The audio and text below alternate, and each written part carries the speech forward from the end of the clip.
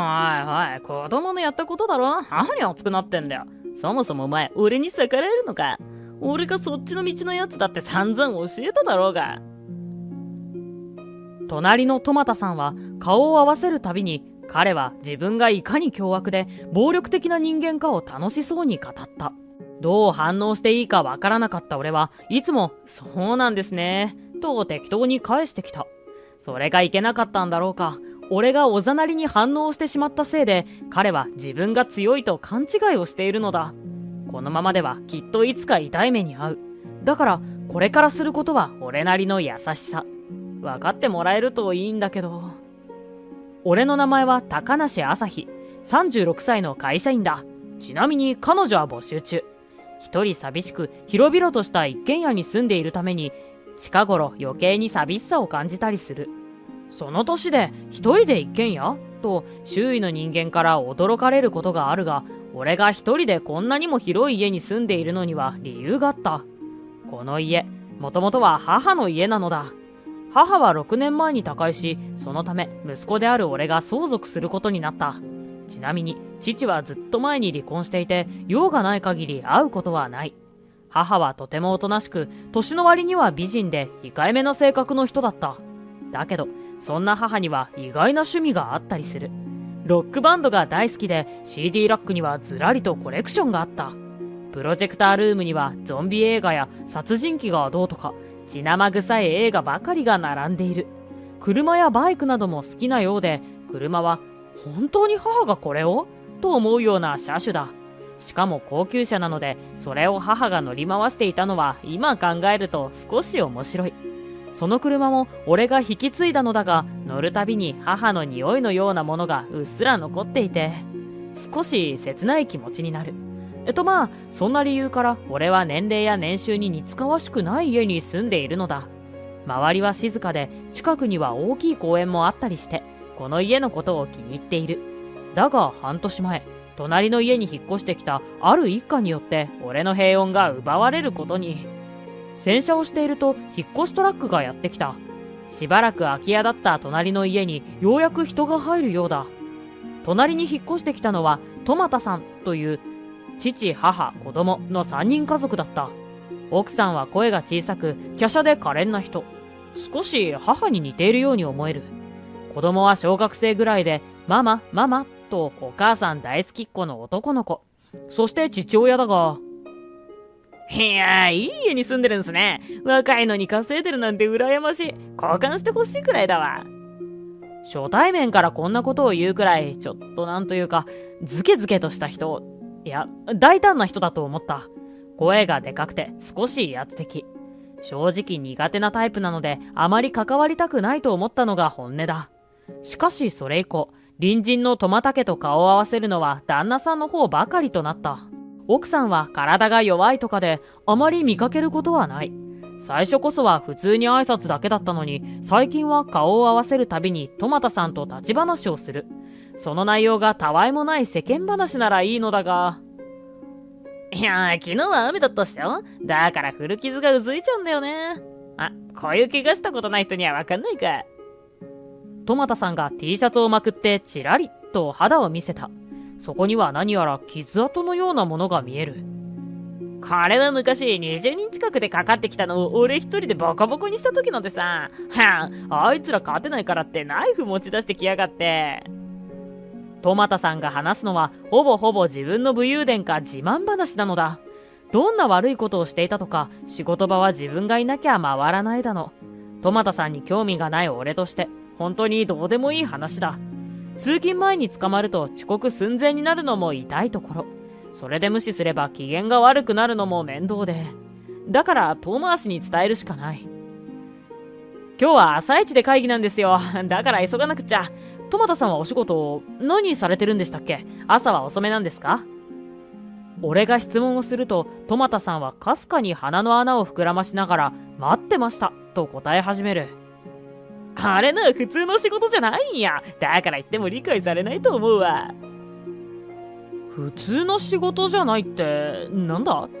俺は疑問に思ってついついどういうことですかと返してしまった。ここでやり過ごしてさっさと仕事に行けばよかったものを。トマタさんはにやりと笑い、俺の質問に答える。矢のつくあれだよ。これ以上は言えねえけどな。俺の頭にはある職業が思いついた。だけど、トマタさんがそんなまさかという思いがある。でも本人に問いただすことはできないので、俺は適当に笑ってその場を去るしかなかった。ある休日、洗車をしているとトマタ一家が車で出かけていった。トマタさんの家は軽自動車を所有していた。小回りも利くし、俺も近くをちょっとだけ走るように欲しいなと毎回見るたびに思う。そういえばこの間トマタさんにいい車乗ってるなと言われた。その後にお前には本当にもったいないけどと付け加えられたのは正直尺だったが、母の形見なので大事に乗ってるんですよ。母はこういう車が大好きだったみたいで。母のことを思い出し、しんみりとしながら話すも、トマタさんは興味ないようだった。自分の話は好きだけど、人の話にはあまり興味がないのが彼なのだ。確かにこの車は俺の身の丈に合っていないかもしれない。だけど、売り払ったり誰かに譲ることはできなかった。母が大事にしていたものも俺も大事にしたい。そう思ったのだ。それはとある休日のこと。珍しく遅く目が覚めたのだが、何やら外が騒がしい。何かあったのかと思い外に出ると、ありえない光景が目の前には広がっていた。外に出てその脇にある駐車場。そこでトマタさんの家の子であるゆうたろうくんが俺の車に乗っているのだ。それだけではない。彼は木製のバットを持っていて、それを振り回し屋根を叩き続けている。すでにドアやバンパーも歪んでいる。ちょっとゆうたろうくん、何してるんだよ。俺が大声を上げると、ゆうたろうくんがハッとした顔でこちらを振り返った。それと同時に、おいおいどうしたと間延びした声が聞こえてくる。そこに現れたのはトマタさんだ。どうしたも何も、ゆうたろうくんがうちの車を壊してるんですよ。すぐさまトマタさんはゆうたろうくんを叱るのだろうと思った。しかし彼は、マジで？いやー、小学生って本当に元気で困っちゃうよな。ゆうたろう、ストレス発散できたか？あまりにもありえない言葉とその反応に俺は言葉を失った。だけどすぐに我に返って弁償してくださいと口に出す。破壊行為といえど子供の力。修理すればまだ乗れるに違いないと俺は考えたのだ。先ほどまで笑っていたトマタさんだったが、俺が修理代を請求すると態度が一変した。笑顔を引っ込め、ガキがやったことに何言ってんだと言い出す。確かに、ゆうたろうくんは子供です。でもそうならば、子供がやったことは保護者が責任を取らなくちゃいけないんです。弁償はもちろん、いけないことはいけないと、ちゃんと教えなくては。ゆうたろうくんのやったことを咎めるどころか、トマタさんは笑っていた。そんなんでは、これがいけないことなのだと学ぶ機会を失ってしまう。だからちゃんと叱るようにと伝えたのだが、トマタさんにそれは伝わらない。はい、子供のやったことだろ。何熱くなってんだよ。そもそもお前、俺に逆らえるのか。俺がそっちの道のやつだって散々教えただろうが。非を認めるどころか、彼は俺を脅してきた。そっちの道とは彼が匂わしてきた職業のことを言っているのだろう。矢のつく仕事。つまり彼は自分がヤクザであると匂わせたのだ。そんなのは間違っている。今はまだ隣人をからかうような調子だから痛い目には遭っていないのだろう。だけど人は本性を隠し持っている。いつかトマタさんが命の危機に陥るようなピンチに遭遇することもあるかもしれない。余計なおせっかいだが、そうならないよう俺は彼に教えてあげたい。脅迫ですか？わかりました。だったら今から本物を呼ぶので話し合ってください。トマタさんは本物？と俺の言葉を繰り返す。俺はスマホを取り出してあるところに電話をして簡単に理由を話した。相手はすぐ行くとだけ言って電話を切る。俺は相手がやってくるのを待つ間もトマタさんに正論をぶつけた。だけど彼は右から左で何も受け止めようとしなかった。30分ほど経った頃だろうか。俺たちの前にグレーの高級車が止まった。そこから現れたのはニコニコとした笑顔を携えた男性。トマタさんはそれを見て、なんだこのおっさんとバカにする。だが俺が、こいつだよと男に言った瞬間、男は表変する。てめえのとこのガキがあの車をおっしゃかにしやがったのか？決して大声ではない。だけど重低音で胸に響くようなそんな声。トマタさんは肩を跳ねさせて一歩下がった。ヤクザもんらしいじゃねえか。だったら筋は通すのが当たり前だろ。通さねえって言うなら組長と話をつける。どこの組のもんなんだてめえは。その発言でトマタはようやくどういう状況かを理解したようだ。トマタさんが逃げてしまわないよう後ろに回り込んで俺は説明をする。現れた男は本物のヤクザの組長、そして俺の父親でもあると。それからどうしてここまで父が切れているのかも。父と母は俺が30の時に離婚をしていた。母から切り出されたが父はそれを受け入れた。父曰く、母さんは自分のようなヤクザモンといるのが疲れちまったんだ。だから解放してあげたいということだった。少しでも穏やかに暮らしてもらえるようにと母に家と車をプレゼントしたそう。特に車は母の好みを取り入れたもので、母はいいのにと遠慮しながらも父からの贈り物だから喜んでいた。俺は二人の離婚に対してはお互いがいいなら別にといった感じ。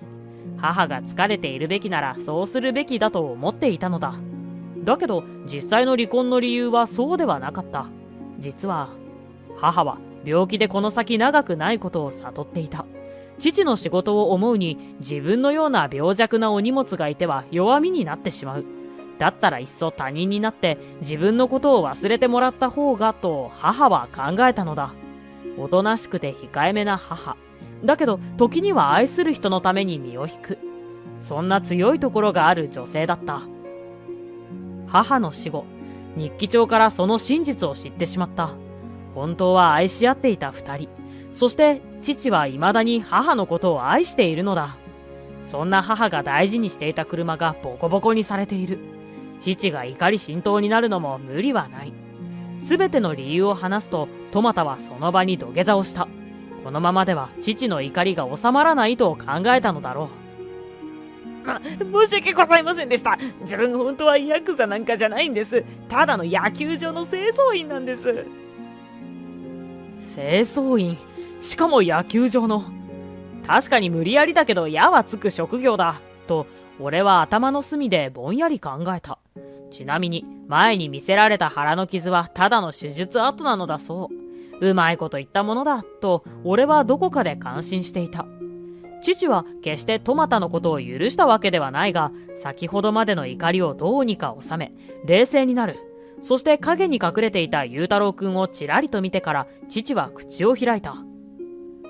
子供のやったことを子供に責任を取らせたりはしねえ。だが悪いこと悪いと教えないお前には罪がある。父はその場でトマタに修理代を支払うという誓約書を書かせた。万が一バックレでもしたらその時は地獄の底まで追い回すと。トマタは震えながら何度もうなずくのだった。その後清掃業だけでは賄いきれないほどの修理代だったため、トマタは借金を背負うことになった。何でも今は警備員に工事現場などの日雇いの仕事もしながら馬車馬のように働く毎日らしい。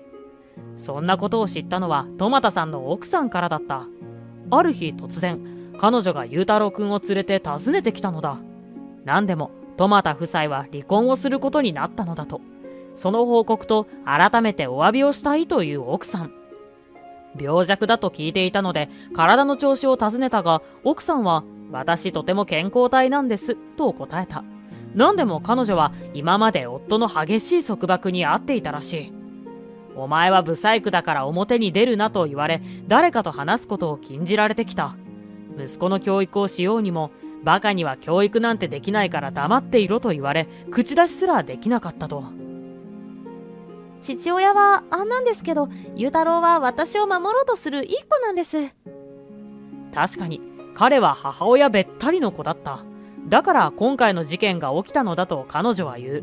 何でもあの朝トマタさんは雄一郎くんにあの車をボコボコにしたらママが喜ぶぞとそそのかされたのだと。いつも父親に縛られ外部と接触ができないで暗い顔ばかりの母親。半信半疑ではあったものの母親を助けたいという思いからやってしまったそうだ。だからっていくらなんでもと思ったことが顔に出てしまった。それを彼女も察したらしい。父親が悪いだけで、根はいい子なんです。悪いことは悪いと教え、これから教育をし直します。そして彼女は雄一郎くんの背中を押した。彼は一歩前に出てごめんなさいと謝った。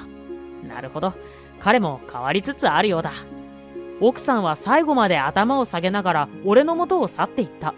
母親一人子一人の生活は何かと大変そうだけれど、彼女たちだったらきっと大丈夫だろう。二人の姿を見てふと昔のことを思い出した。それは小学生くらいの時のこと。父は俺に向かって、俺が悪い奴だからといって、お前も悪い奴なわけじゃねえんだ。と言った。あの頃は父の職業のせいでいじめられていたから父のことを恨んでいた。だけど父と俺が別の人間だと考えるようになってから少し気分が変わった。いい行いは進んでやったし、成績も運動も頑張ってクラスでだんだんと人気者になった。あの言葉があったからこそ曲がらずに生きてこれたのだ。だからゆうたろうくんもあんな父親とは違うのだと自分を信じて母親のもとでまっすぐ育てばいいなと心から思うのだった。